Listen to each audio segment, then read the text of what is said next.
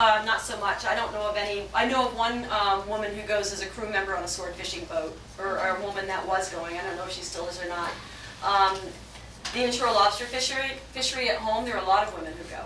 Either in the stern of the boat, there are many women who own their own boats and run them, and so that's great. There's definitely more women in the fishing industry now than there was when I first started.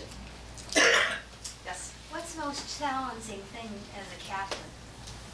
The most challenging thing as a captain? Of a swordfish. No, swordfish, you're right.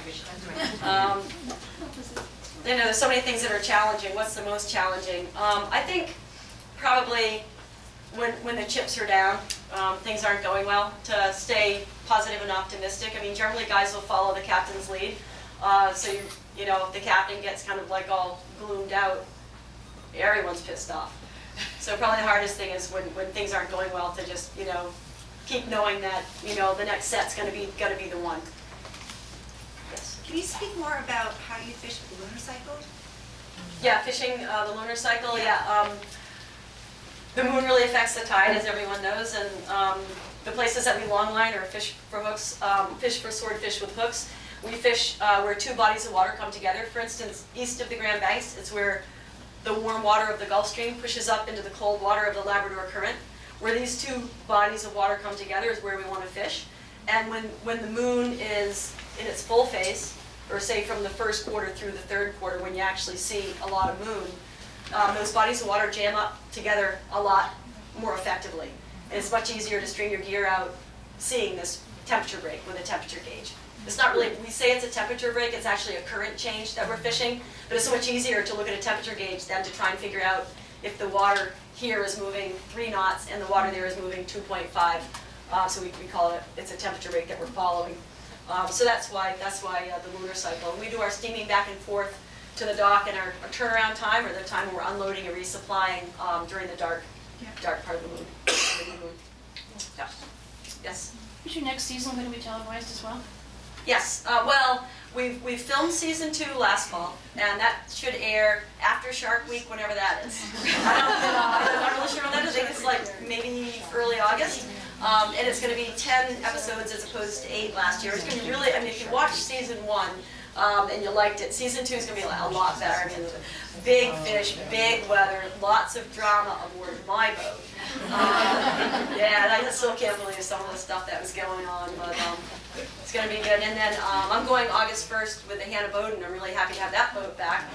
People watching TV, if Discovery Channel follows all 3, if they do season 3, they're going to think I'm fickle. I've got a different boat every year, but I won't go beyond the Hannah boat because that's the best one. Yeah. Yes? If there is any fear that you have associated with going out on these deep-sea boats, could you talk about that? What really makes you feel any fear? Well, I think when I was doing my little bit of a talk, really, going back to sword fishing, the fear really was in being disenchanted with my life. That didn't happen. I went again last year, and I'm going again this year.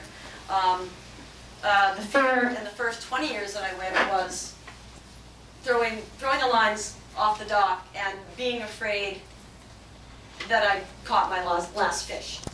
Fear of failure, I suppose, because I was really feared for my life. I mean, that's a lie. Okay, in the midst of a storm, it's scary and you're really busy. You're not like, freaking out, but you're very busy keeping things afloat. There have certainly been times that I have been frightened, so that's scary, but really the fear of failure has been what I've had to overcome.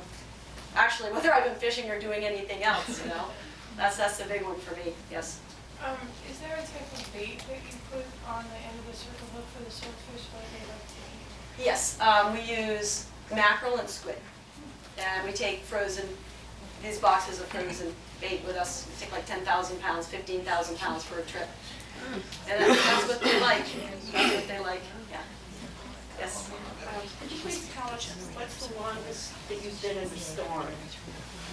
The longest I've ever been in a storm, about 72 hours of, weather so bad that you're afraid the autopilot won't keep the boat, we call it jogging into it when the weather's really bad. We put the bow of the boat just about into the wind and just enough throttle to remain so that you can steer. And when it gets, to a certain point, you're afraid that the autopilot won't won't do the job, and you're gonna get blown off at income side too, and you definitely don't wanna be in the trough when the weather's really bad. So steering by hand, probably 72 hours, and just jogging into it and losing like 100 miles backwards. And it's, yeah, that's really not fun. Really not fun. I was laughing, the other night,